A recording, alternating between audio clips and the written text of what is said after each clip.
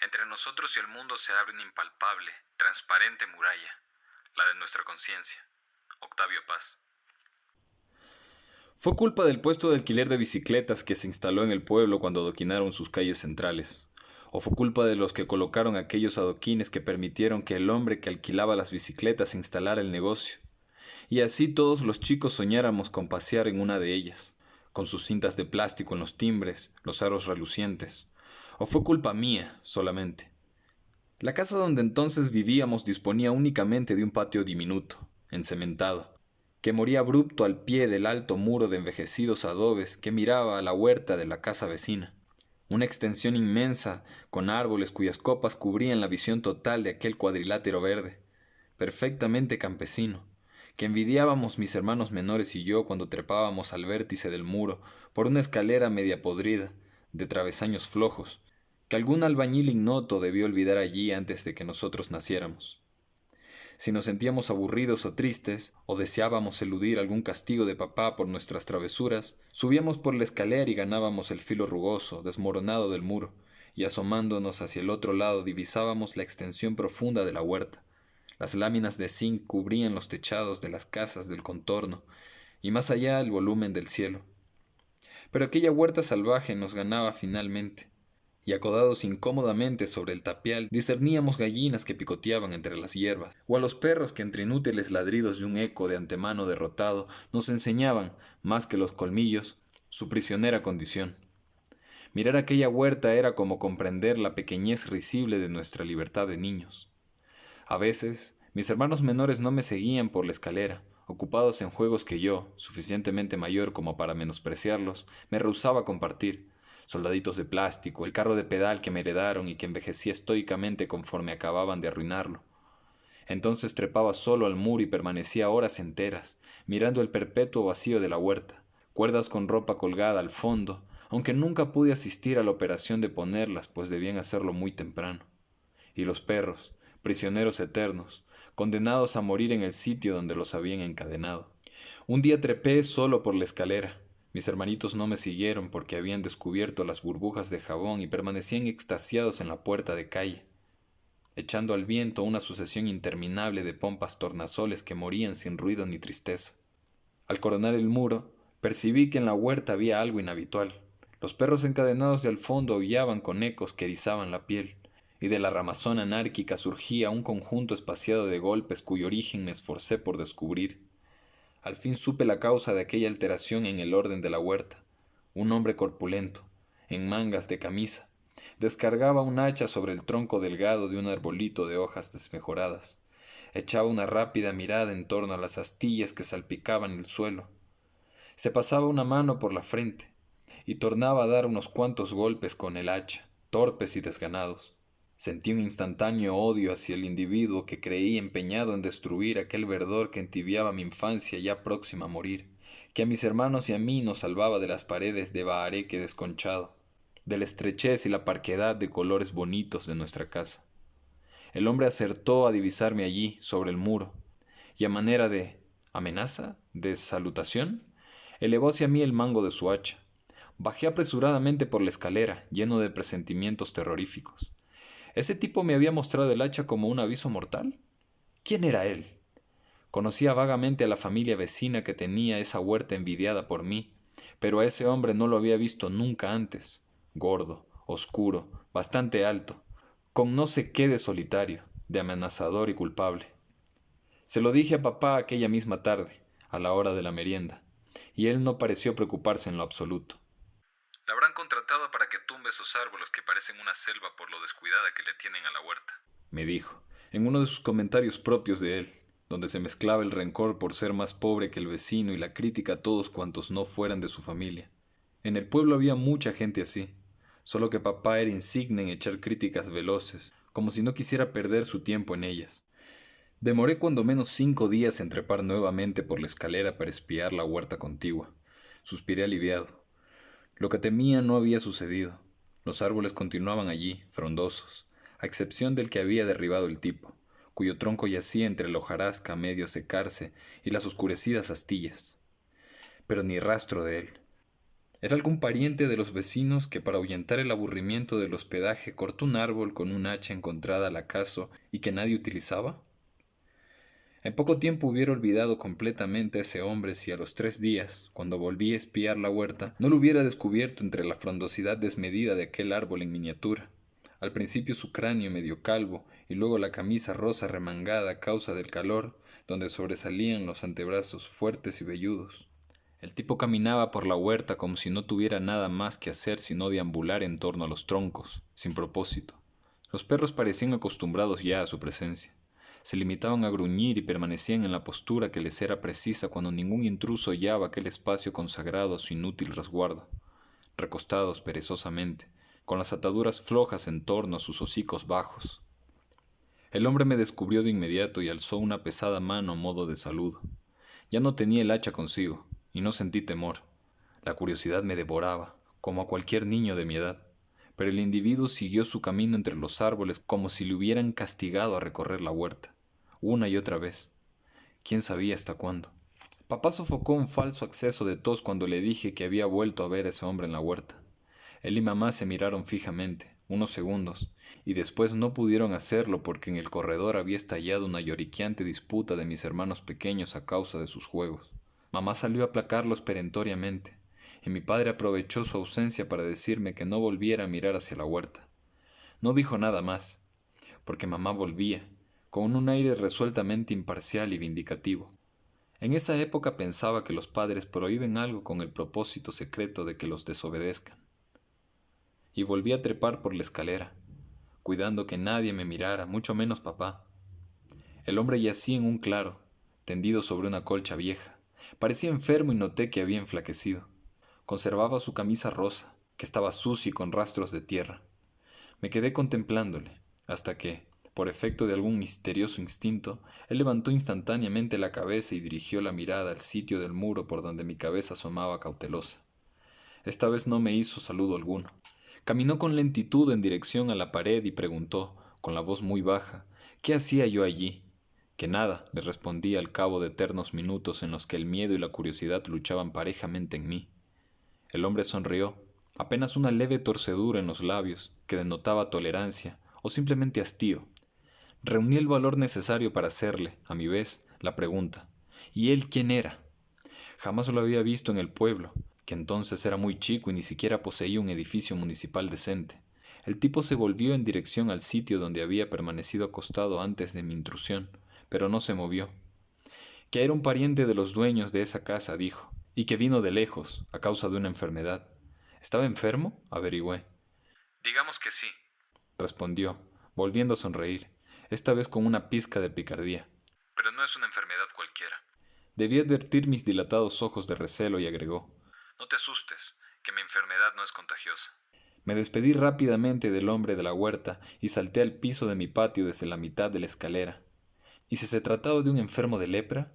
Corrían tantas historias por el pueblo en las que los leprosos eran descritos como seres siniestros y malvados, que salían por las noches de remotos escondrijos en busca de niños, para degollarlos y beberse su sangre, o bañarse en ella, porque, según decían, así podían curarse, o cuando menos sentir menos dolor. Pero yo ya no era tan niño para creer esos cuentos de vieja, y supuse que el mal del hombre solitario de la huerta era mucho más misterioso, inasequible. Me acostumbré a espiarlo, siempre alerta a la posibilidad de que mi padre me sorprendiera. Así, comprobé que aquel hombre llevaba una vida tan monótona como la de los perros encadenados, que gruñían y dormitaban al fondo de la huerta, quizá un poco menos dura, puesto que el tipo no llevaba cadenas, pero de cualquier forma se hallaba condenado por algo a permanecer en aquel lugar.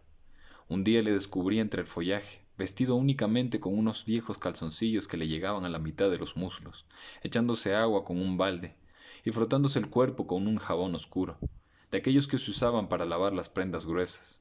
Me saludó con la mano que sostenía el jabón, y yo le pregunté su nombre. Tomás, Me respondió. pero la gente me dice gallo fino. Reí por el apodo, y ya no quise preguntar más. Los secretos de la gente se respetan. Se respetan. Pobre de mí. Fue, como dije, la época en que adoquinaron las calles principales del pueblo, y como al conjuro de esas piedras simétricas, labradas y grisáceas, que revistieron pomposas y elegantes las vías de tierra desnuda del poblado, llegó un forastero de cabellos crespos y ojos viscos, que de inmediato abrió un local esquinero en el que dispuso, tentadoras, relucientes, 6 bicicletas alineadas como para una eterna exhibición. El recién llegado clavó un rótulo sobre la puerta que decía en caracteres gordos y maltrechos: Se alquila bicicletas, 50 centavos la vuelta por el parque. Enloquecimos los chiquillos del pueblo. Casi ninguno de nosotros había pedaleado una, y los primeros que lo hacían, entre los vuelcos, las caídas con que la experiencia los probaba, la azarada paciencia con que volvían a empuñar los manubrios luego de los fracasos, provocaron un contagio entre todos los muchachos, y pronto tuvimos en esas calles lisas a los primeros ciclistas verdaderos, raudos, inmediatamente insignes, no únicamente chicos, pues incluso los mayores no se avergonzaban por tomar en alquiler una bicicleta al forastero, para rodear los bordes del parque con sus fúnebres cipreses recortados. Papá era reacio a concederme así, de buenas a primeras, el dinero preciso para encaramarme en una bicicleta. Alegaba carestías y peligros, pretextos más bien para mantener incólume su ahorrativa, ejemplar condición. Me fue necesario idear ostracismos en la escuela, discrímenes odiosos de parte de mis compañeros que montaban bicicletas, para que accediera a pagarle al bizco por el aprendizaje que demoró 5 largas sesiones de esfuerzos, sudores, amagos de caídas que el alquilador siempre evitaba caminando con los brazos abiertos, como el ángel guardián de sus vehículos, detrás del aprendiz. Y mi primer viaje en bicicleta no lo hice en torno al vulgar cuadrilátero del parque, sino que avancé directo hacia mi casa. Timbré enérgico y ufano, para que mis hermanos pequeños salieran a mirarme desde la puerta o las ventanas, pero ellos debían hallarse enfrascados en algunos de sus complejos juegos, y defraudado avancé hasta donde la calzada concluía para dar paso a las antiguas calles de siempre, de tierra y lastre inhábilmente regado. Regresé sombrío al local del alquilador, que me aguardaba aprensivo, como si hubiera temido que a la bicicleta le naciera un par de alas y me llevara consigo hacia las nubes. No fui de los mejores pedaleando, pero una bicicleta me obedecía igual como si fuera un animalito fabricado con tubos de metal y delgados neumáticos que me hubiera tomado algún zoológico afecto. Los cabellos despeinados por el viento, las pantorrillas tensas, doloridas por el esfuerzo, cruzaban ante las casas del pueblo a una velocidad que las hacía fantasmales y efímeras, como si todo el pueblo retrocediera a otro tiempo, a otro mundo, y yo me enfrentara a toda velocidad con mi futuro, que tenía el sabor del aire golpeándome en los labios y los párpados. Fue culpa de un maldito adoquín saltado en plena vía. Mi bicicleta se estrelló con un chasquido abrupto y yo salí despedido en dirección a un costado. Carlos, mi compañero de escuela que pedaleaba detrás, no me dio tiempo de palparme los seguros moretones de mi caída cuando me avisó que la bicicleta había quedado hecha una desgracia, que mirara los radios de la rueda delantera, así, deformes y desprendidos de su eje. Debería pagarle una fortuna al bizco.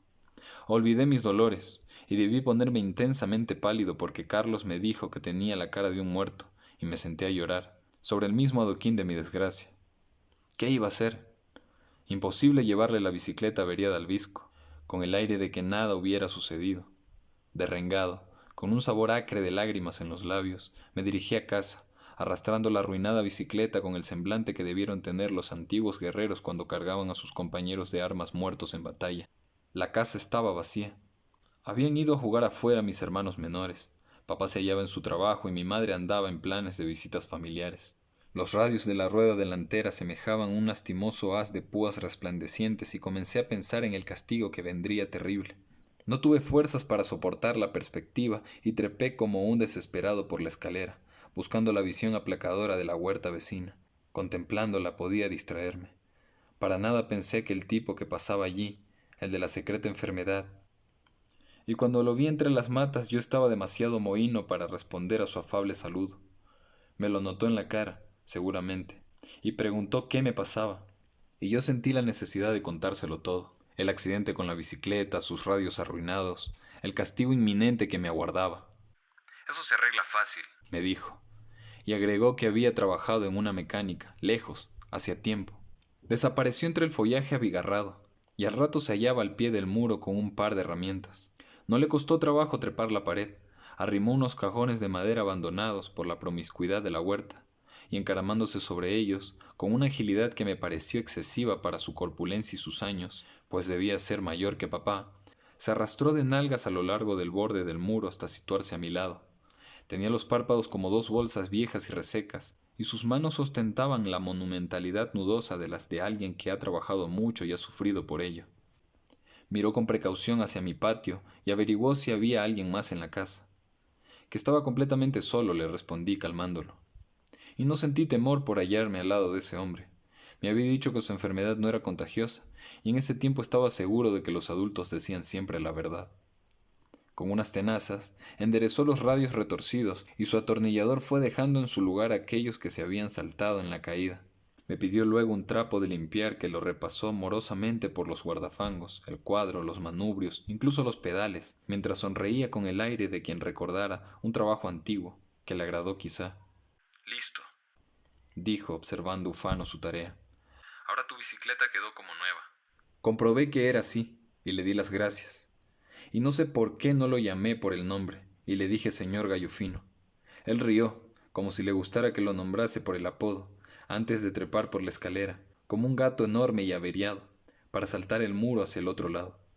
Frente a la tienda del gordo alquilador de bicicletas, descubrí rodando a Carlos, mi compañero de escuela testigo del accidente, anticipando quizás un maligno regocijo cuando me viera, al lado de una oreja por mi padre, con el culpable testimonio de la bicicleta averiada. Su sorpresa no tuvo límite cuando en cambio me observó llegar pedaleando como si nada hubiera pasado. Me arrimé al local, airoso, invicto. Desmonté expedito y le devolví con toda la seriedad del caso el vehículo a su dueño.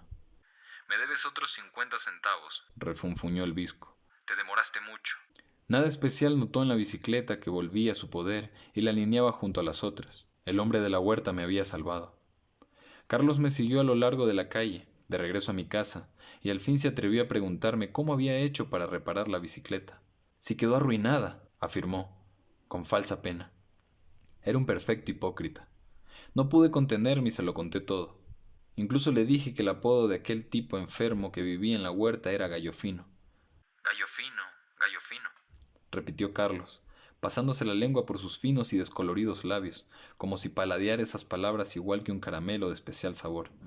Me echaba agua en la cara y los cabellos junto al grifo del patio, antes de ir a la escuela esa mañana, cuando unos rumores inusuales en la huerta de al lado alertaron a mi padre que bebía café de pie, en la cocina, antes de marcharse a su trabajo.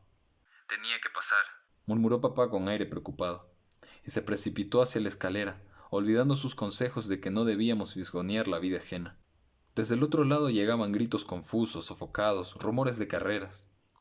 Me quedé al pie de la escalera, mirando a mi padre que espiaba con disimulo hacia la huerta. En voz muy baja, me dijo lo que estaba viendo. Eran varios policías que empuñaban sus armas y buscaban entre los arbustos y matorrales a alguien que por fin localizaron. ¿Es él?, me atreví a preguntar con un hilo de voz. Que sí, Me respondió papá en un susurro abismado. ahora le atan las manos por la espalda. Van a llevárselo. Corrí rumbo a la puerta de calle. La abrí a manotazos, doblé la manzana. Ante la casa de la familia vecina se había reunido una pequeña multitud que, entre cuchicheos y gesticulaciones, aguardaba el remate de aquello que llamó su atención en esa hora de la mañana.